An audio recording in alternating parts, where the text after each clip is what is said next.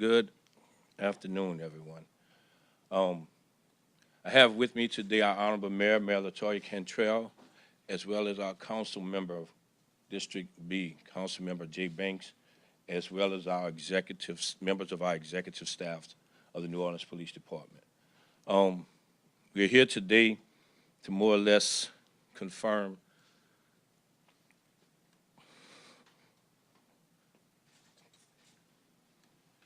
excuse me, confirm the loss of one of our own. Difficult day.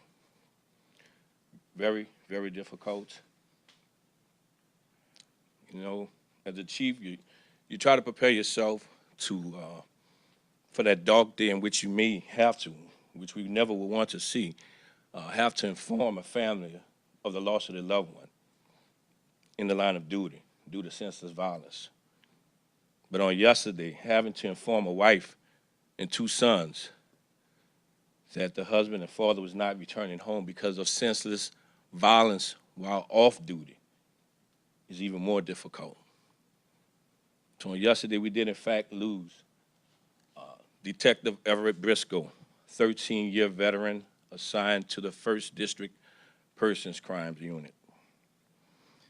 I want to express my condolences to the Briscoe family, as well as the second victim of this horrible incident family as well, our NOPD family, and all. I want to thank the mayor of Houston, and more importantly, my brother, my friend, Chief Troy Finner. You know, you heard him speak yesterday. We've been knowing each other 8, 9 years now, and he has been like a big brother to me.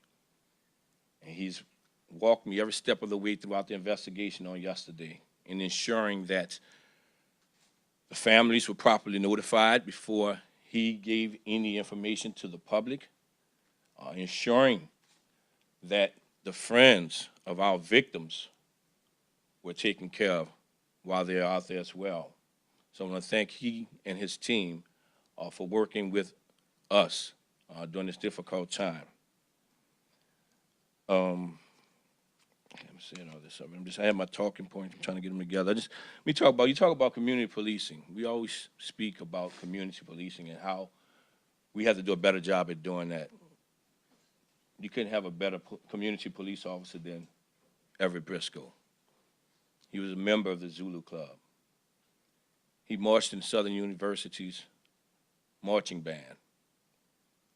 He just completed his schedule last week pursuing his bachelor's degree at Southern University of New Orleans. He said he wanted to be an example to his sons, so he had to finish what he started. And to hear this today, to stand here before you today it is hard, I can tell you that. You know, he did everything that he can to be a part of the community and bringing the community together. I received so many phone calls outside of law enforcement, outside of Houston's law enforcement as well, just community people speaking to how he helped them. He encouraged a lot of our kids. He worked with many community leaders to put events together. So we lost a good one. We lost a good one. So with that being said, we're still in the process of working with his wife to get his body back here. When his body is here, we're going to work with her to put together the services. I have ordered that all flags at our various districts and buildings will be at half staff until his services have been completed. And we will wear our mourning badges, our mourning bands on our badges. I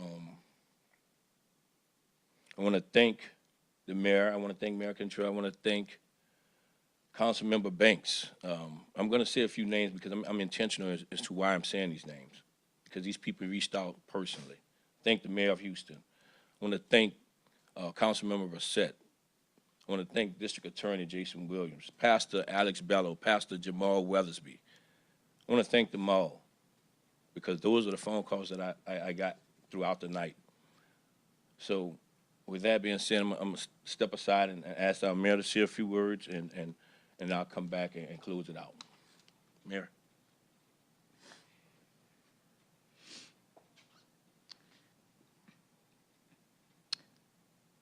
The city of New Orleans is in mourning. The New Orleans Police Department is in mourning. And we're mourning with the Briscoe family for the loss of our Detective Briscoe, who will never be forgotten. And we will ensure that Miss Briscoe and their boys feel the love of this city, feel the love of this department for years to come. I'm going to ask, and absolutely we're in mourning with the Zulu Social Aid and Pleasure Club. But at this time, I want to ask Councilman Jay Banks to come and say a few words at this time, as he is also in mourning with us.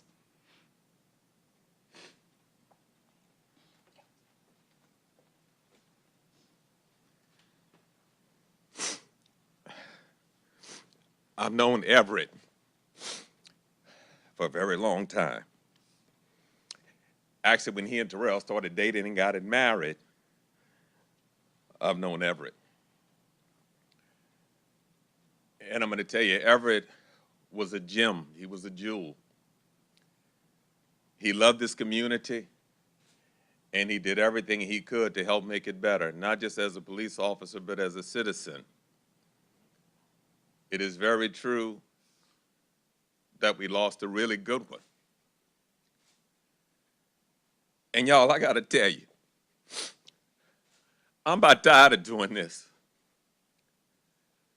I was at the house last night. Nick started his senior year. Terrell is asking me, who's gonna teach him how to tie his tie?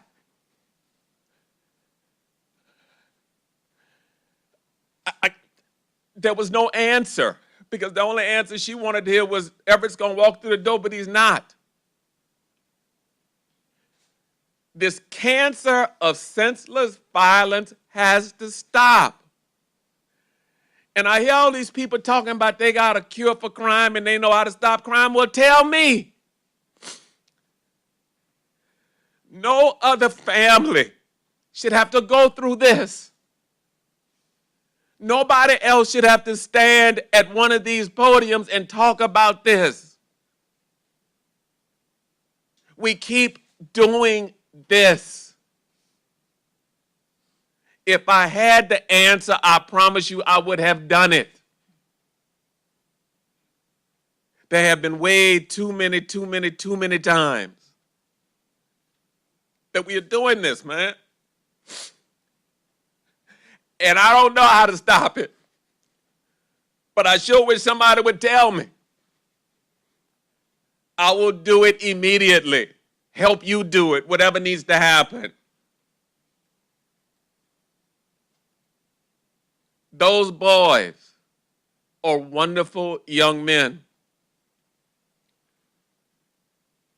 And now they got to grow up without their daddy, who loved them more than anything. And this is the one that we see now, but what about the one yesterday? And the one 2 days ago, and the one 3 days ago, and the one next week?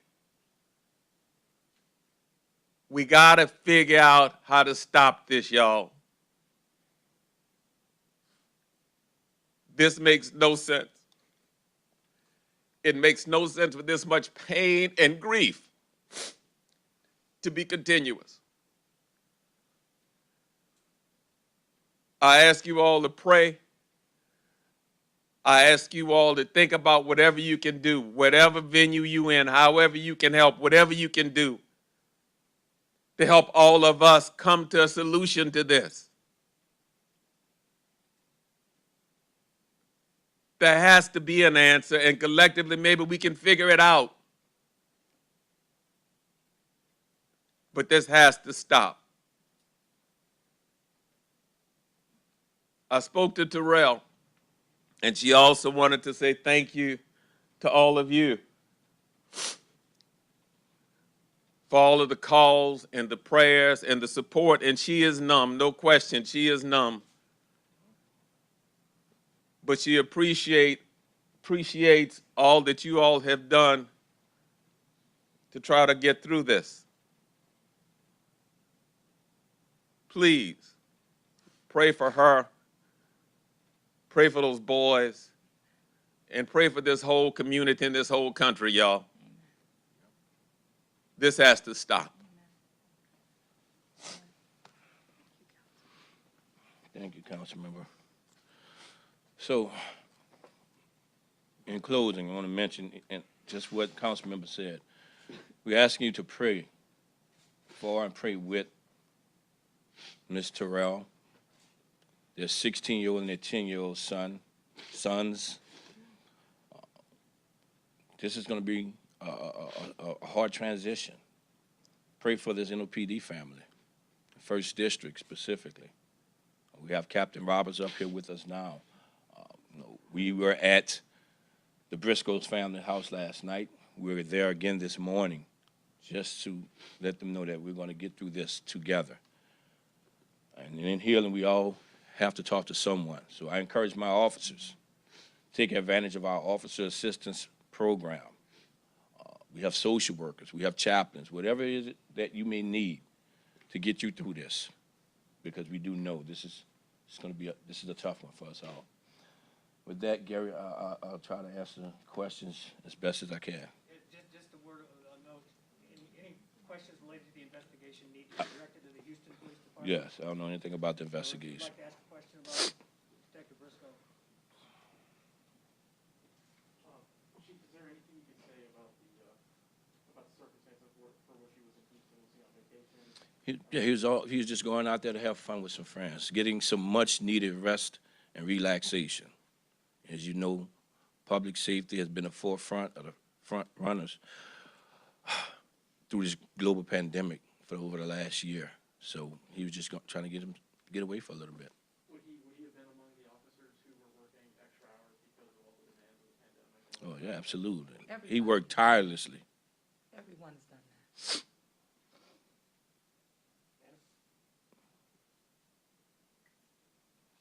Chief, I wanted to ask you, what can you tell us about Ever as detective and officer? Can you tell us a little bit more about that and how you want the community to remember him? So, I mean, he started his career in the 2nd District, then he went to the 1st District. Then he went to homicide. And from homicide, he went to the 3rd District and ended up back in the 1st District. He was a great officer, a great detective, a great friend. Remember hurricane, a few years ago. I was not prepared for it. You know, lights went out at my house. Had to spend a day or two without power. I worked with Everett in the 2nd District, so went back to work once everything was good. Was at work talking about how I needed to buy or purchase a generator, invest in one, but I didn't have a vehicle to get that generator home. Everett picked me up from my house and brought me to Home Depot, got that generator on his truck, and brought it back to my house, and we put it together. So that is the type of person he is. If you are in need, he will give you the clothes off his back. Yes, sir. So you mentioned he was just about to graduate from Southern University. How was he always looking to better himself? I mean, that's a great example. That was an investment in himself personally, furthering his education, but also being that mentor, that leader to his family, to his sons, to let them know to don't settle for the regular stuff. Just keep pushing forward, and that is what he was trying to do. He continued to do that with our community. Whatever he could do, he was a part of it. One guy called me and was telling me how he marched in Southern University Band with Everett back in 1996. He said Everett has not missed a birthday wish to him since 1996. That's the type of person we're talking about. Yes, ma'am. I'm just so sorry for the loss of the community and the department. It sounds like he was such a big part of the community. How can we go about celebrating him and his legacy? Thank you for saying that. Yeah, thank you. You know, it's, I don't know the answer to that question right now. We're gonna do our best to hold up Mrs. Briscoe, Nick, and Chris. That is my number one goal right now. In honoring Detective Briscoe is giving her all the support that she needs to get through this. No, just any details on the degree that he was close to finishing? Was it criminal justice? It's criminal justice. I'm not sure how far he come along in that. I'm not sure what stage he was in, but I have been informed that he did just complete his schedule last week to start this fall semester, but it would be pursuing a bachelor's degree at Southern University of New Orleans in criminal justice. Thank you very, very much. Thank you all.